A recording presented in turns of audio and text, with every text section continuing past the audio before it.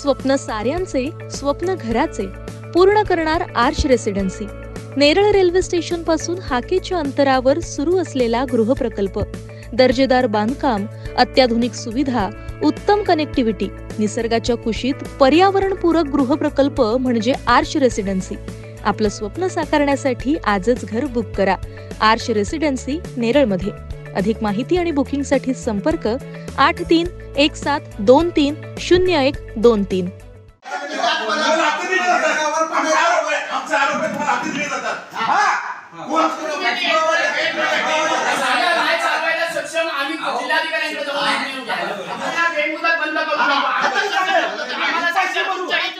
तर विषय असा आहे, माथेरानला येणाऱ्या पर्यटकांची माथेरानच्या प्रवेशद्वार असलेल्या दस्तुरी नाक्यावर काही घोडेस्वारांकडून फसवणूक होत असल्याच्या अनेक व्हिडिओ सोशल मीडियावर व्हायरल झाल्या होत्या।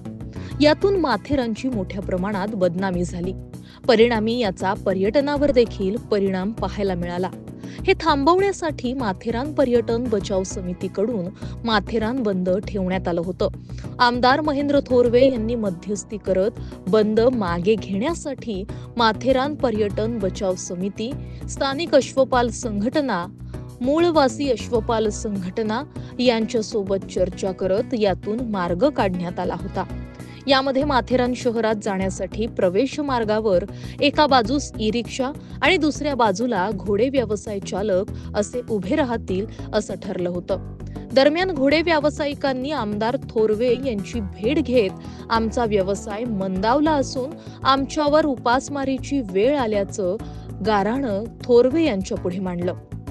त्यानंतर थोरवे यांनी आज महसूल विभागाचे माथेरान अधीक्षक सुरेंद्र ठाकूर, नगरपालिकेचे मुख्याधिकारी राहुल इंगळे, पोलीस अधिकारी अनिल सोनोने, वन विभागाचे अधिकारी उमेश जंगम यांच्यासोबत माथेरान प्रवेशद्वार येथील दस्तुरी नाक्याची पाहणी केली। यावेळी थोरवे यांनी माथेरानच्या प्रवेशद्वारावर सुरुवातीला घोडे व्यवसाय, यानंतर 100 मीटरवर ई रिक्षा पर्यटकांसाठी उपलब्ध होतील अशी घोषणा करून टाकली। मात्र या परस्पर घेतलेल्या निर्णयामुळे मात्र वादाची ठिणगी पडली असून आता माथेरान पर्यटन बचाव समिती आक्रमक झाली आहे। थेट अधीक्षक कार्यालय गाठून हा निर्णय एकतर्फी असून स्थानिक माथेरानकरांना विश्वासात घेतलं गेलं नसल्याचा संताप व्यक्त करण्यात आलाय। ई रिक्षा थांबा, आम्ही पुढे हलवू देणार नाही, तसं झाल्यास त्याचे तीव्र परिणाम प्रशासनाला भोगावे लागतील।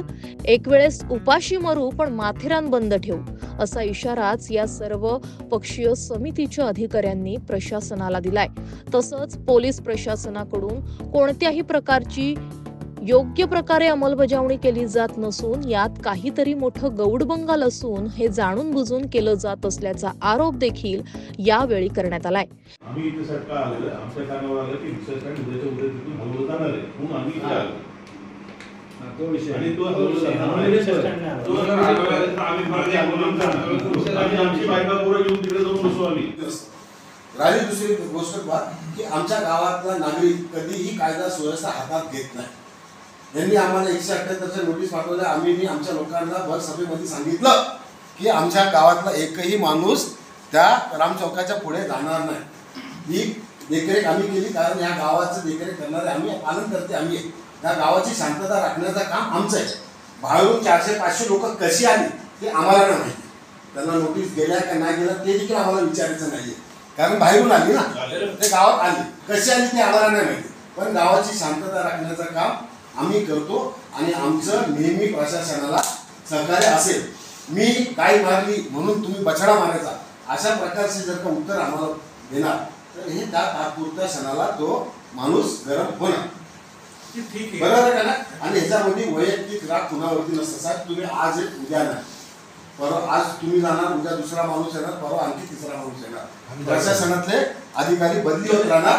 आमचं आयुष्य इथंच जाणार आहे, आमची माती पण इथेच जाणार आहे।